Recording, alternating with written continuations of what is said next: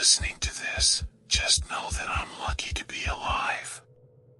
And if you enjoy these terrifying tales, please consider subscribing to my channel. I'm aiming for 1,000 brave souls to join me. Fire. Now, let me tell you what happened in the woods of Hollow Creek. I wasn't supposed to be out there alone. But when my friends bailed on the annual Hollow Creek camping trip, I told myself I'd go anyway. I thought it would be peaceful, soul cleansing. Instead, it was hell. I arrived at the old campground around 4:30 p.m. The sun was already dipping low between the trees, casting long, golden shadows over the cracked dirt trail. The forest around Hollow Creek had always had a strange hush to it, like the trees themselves were listening. Or waiting. I pitched my tent by the edge of the creek, where the water trickled softly, almost like a lullaby. The air was cool and crisp, scented with pine and wet earth. Everything felt normal. Until nightfall. Around 11 p.m., just as I was settling into my sleeping bag, I saw it. A red light. Faint, flickering, moving between the trees across the creek. At first, I thought it might be a fellow camper with a lantern. But as I watched, I realized something was wrong. The light didn't bob like a human would walk. It glided. Smooth. Almost weightless. I unzipped the tent slowly, grabbed my flashlight, and stepped out into the cold night air. Crickets stopped chirping. The forest, once alive with nocturnal sounds, went completely silent. I crossed a narrow wooden bridge that spanned the creek, every step creaking like thunder in the silence. When I got to the other side, the red light vanished.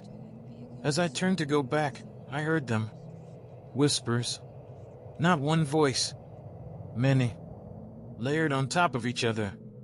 Like a dozen people mumbling just out of earshot, just beneath understanding. I spun around with my flashlight, heart pounding. Hello? I called out. No reply. Just more whispers. Then, laughter. Low. Guttural. Inhuman. The next morning, I found footprints around my tent. Bare feet. Small, like a child's.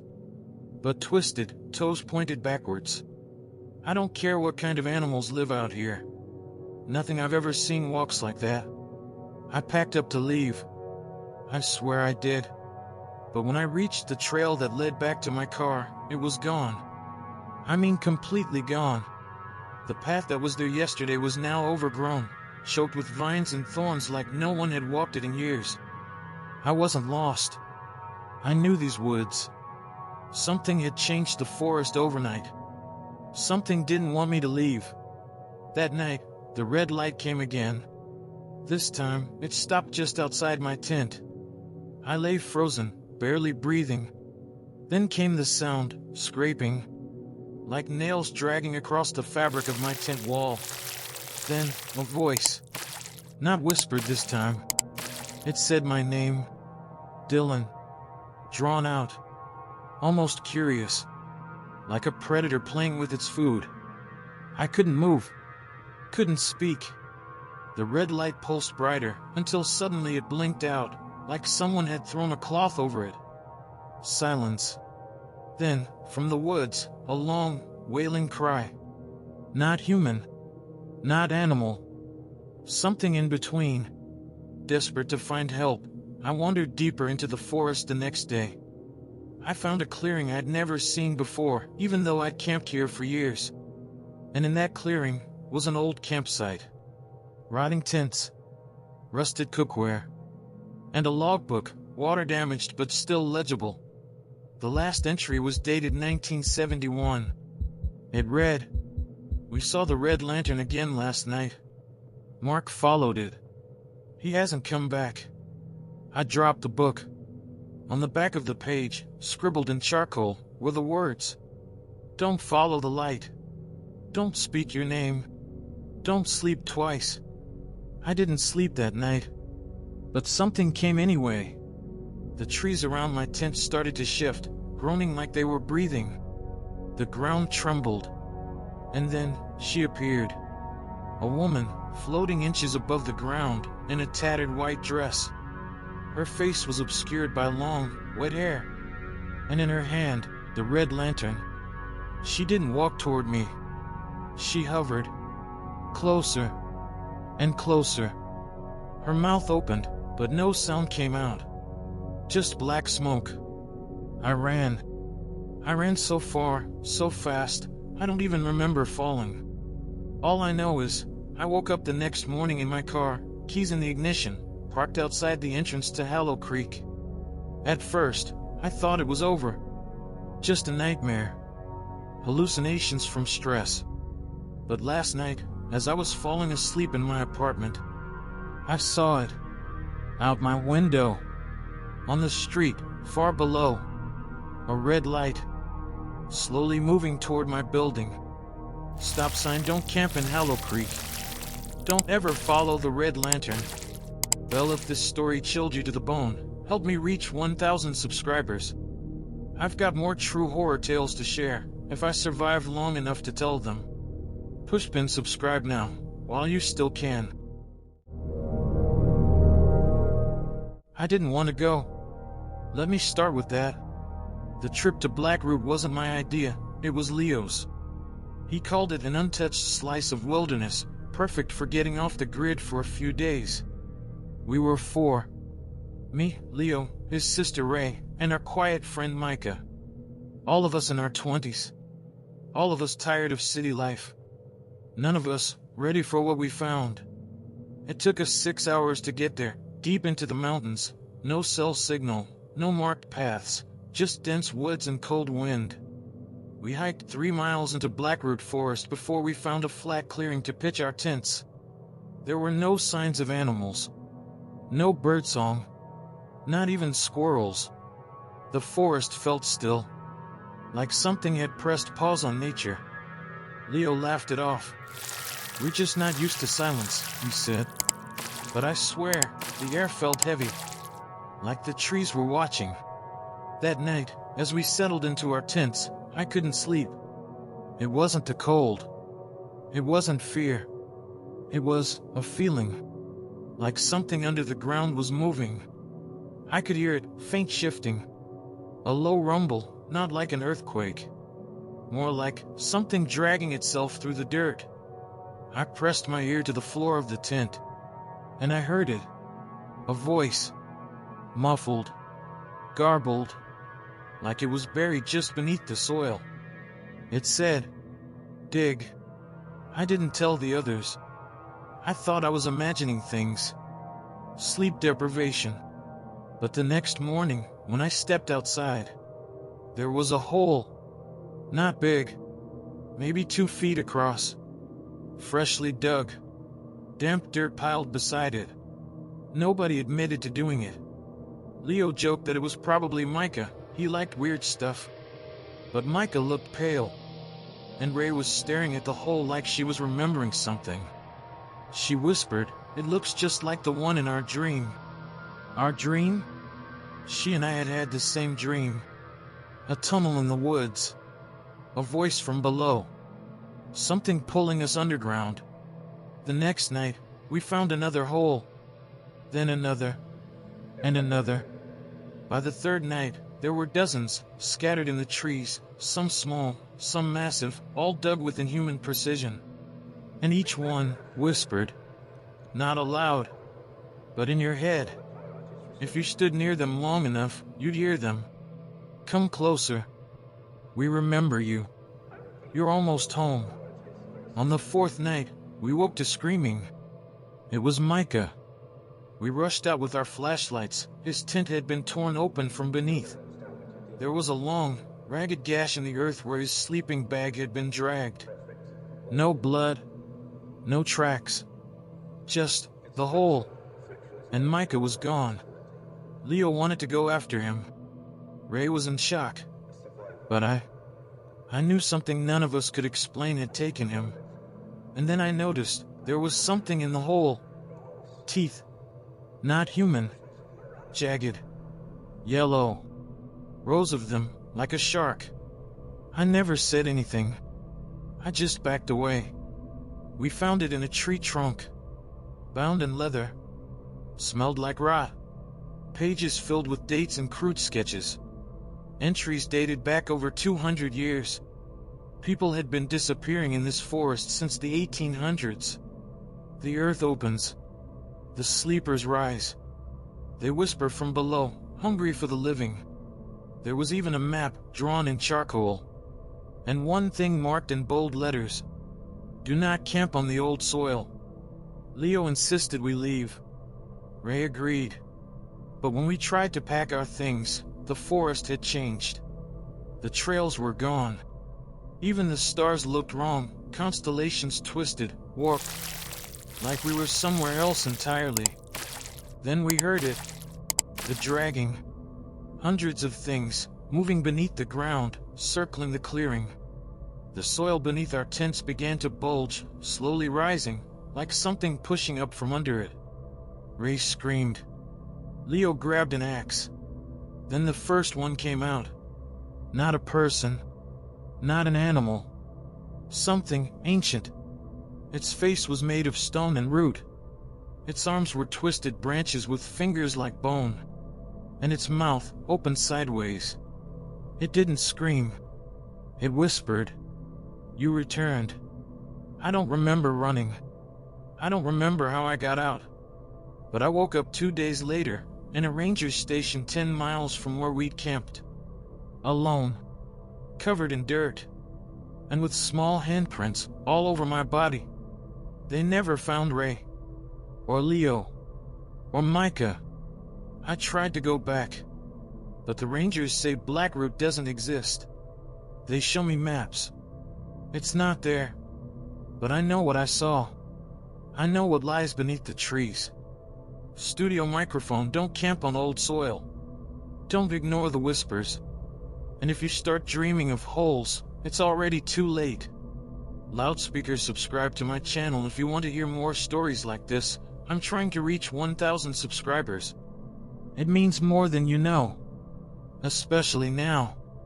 Because sometimes, when I close my eyes, I hear it again. The voice. Saying just one word. Dig. It started with a dare. Not a playful, joking one, but the kind that's laced with ego, beer, and too much late-night bravado. We were 6 friends. College friends. All of us scattered after graduation, but every summer, we met up to camp somewhere new and off the grid. This year, Ray suggested Pine Hollow. None of us had heard of it. It wasn't on the map. But Ray, being the adventure junkie she was, said she found it through an old hiker's forum. Remote, beautiful, untouched. Perfect. She forgot to mention the part where it used to be a burial forest. The drive was fine. Uneventful, even. We laughed, we talked, we passed around snacks and playlists like we always did.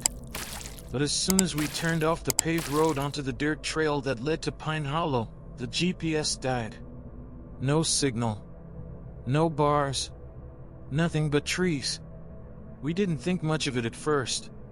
Campgrounds don't always have service. But the deeper we drove, the quieter it got. No birds. No wind. Just that eerie stillness that makes you feel like you've stepped into something ancient.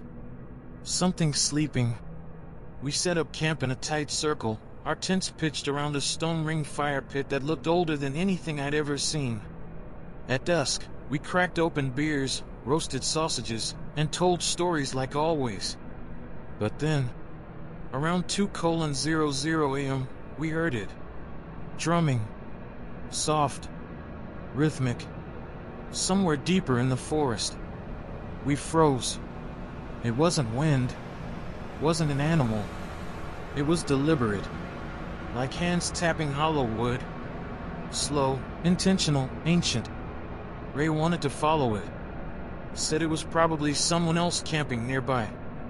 I said no. The others agreed. We stayed by the fire. And the drumming stopped the moment we decided not to follow. We woke to find small bells hanging outside each of our tents. Tarnished, rusted, but freshly tied with red string. None of us had brought them. None of us could explain it. Ray laughed it off. Maybe it's some local tradition, blessing the visitors or something. But that night, the bells began to ring. One by one. Softly. Randomly. Even though there was no wind. Just a single chime every few minutes, like someone testing to see if we were asleep yet. And then came the whispers. Just outside the tents. Not words, just breath. Moving. Shifting. I didn't sleep.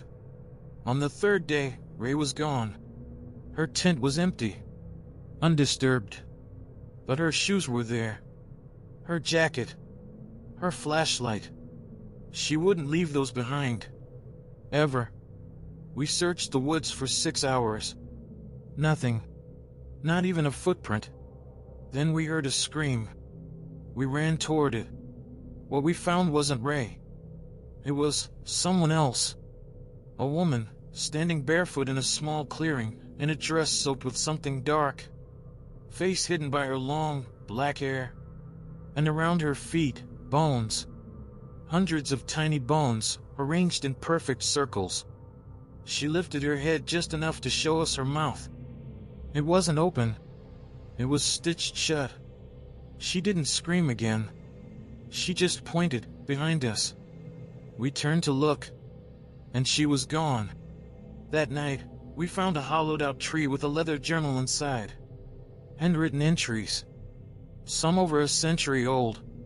They spoke of rituals, of sleeping spirits, of drumming to wake the dead. Of a curse placed on the forest to keep what was buried. One line was burned into the back cover. Do not listen to the drones. Do not touch the bells. And above all, do not stay a fourth night. We packed up to leave the next morning, but our gear was soaked. Tents slashed. Coolers overturned. And the road? Gone. Swallowed by undergrowth that hadn't been there the night before.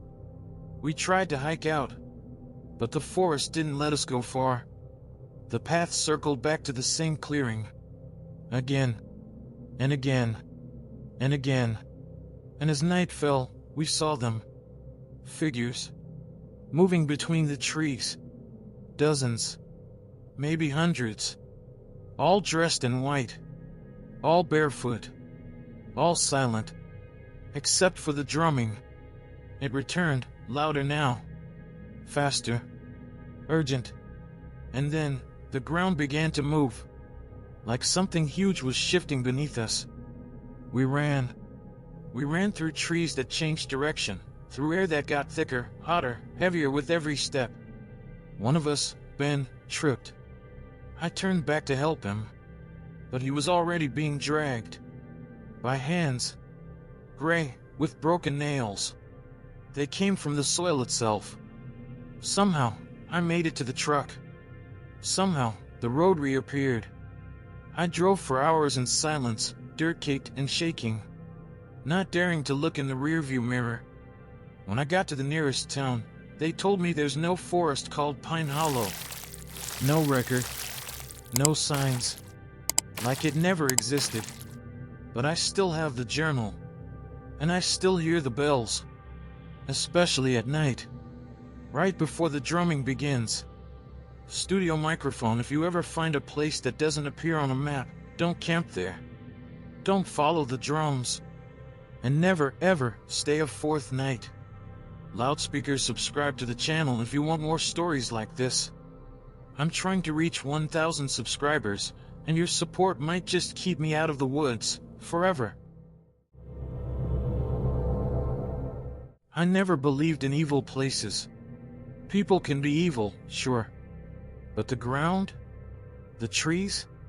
The air? They're just nature. Right? At least, that's what I thought, until I went camping in Black Ash Grove. I was 26. Burned out from city life. I'd just quit my job, broken up with someone I thought I'd marry, and decided I needed a week away from everything. No phones. No people. Just a tent, some books, and my own thoughts. I chose Black Ash Grove because no one else ever did.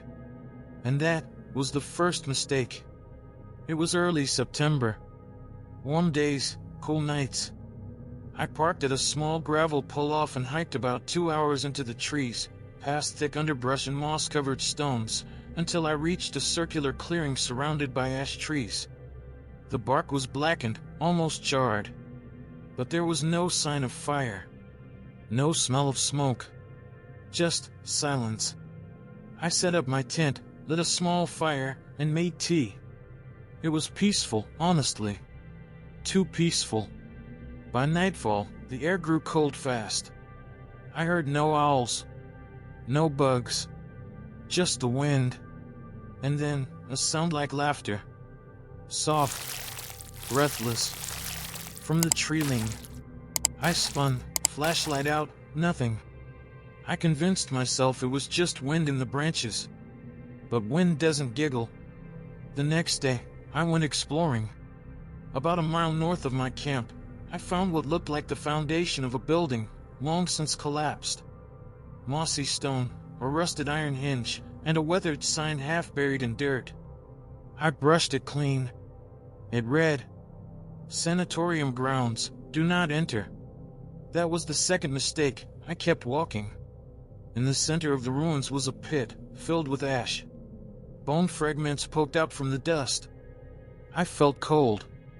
Like ice had slithered up my spine. But I couldn't stop staring. That night, I saw him. The hollow-eyed man. He stood at the edge of my firelight in the trees. Tall. Thin.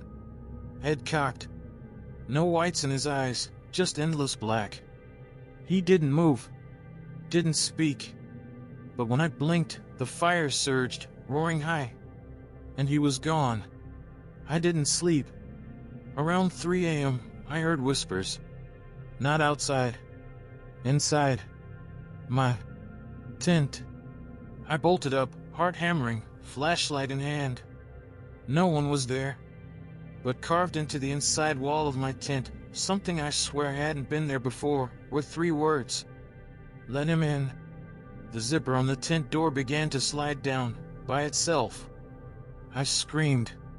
Threw the light at the flap. It stopped. Nothing came in. I stayed up till morning, knife in hand, heart pounding in my throat. On the 3rd day, I tried to leave. But the path was gone. The trail I had hiked in on just wasn't there anymore. Every direction I turned led back to the clearing. Like the forest was folding in on itself.